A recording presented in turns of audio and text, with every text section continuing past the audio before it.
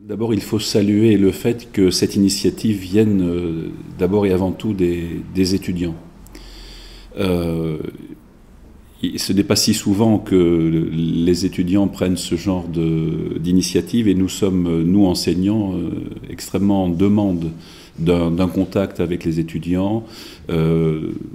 Nous sommes attentifs à connaître la demande des étudiants et au fond, il n'y a pas mieux que les étudiants pour signifier leurs besoins et en l'espèce même assumer la réponse à ces besoins. Donc je crois que ça, c'est la première chose qu'il faut saluer.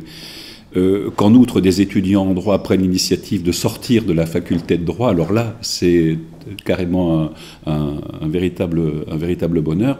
Cela prouve qu'ils ont finalement tout compris de ce qui les attend dans la vie professionnelle. Ils vont devoir, avec leur outillage, dans une équipe, en prenant une place, toute leur place, mais rien que leur place, collaborer avec des équipiers qui auront d'autres formations, qui viendront d'autres horizons, et autant s'y préparer le plus tôt possible.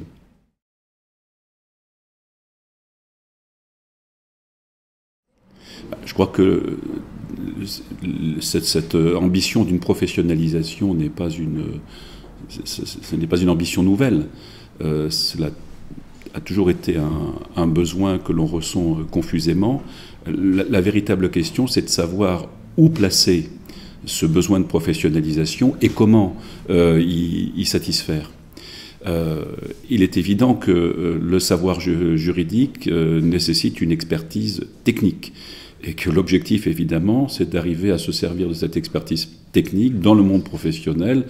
Comme je le dis souvent à mes étudiants, le droit, ce n'est qu'un outil de production. Donc il faut s'inscrire le plus tôt possible dans cet objectif de mise en œuvre, que l'on peut appeler la professionnalisation dans un stade ultérieur.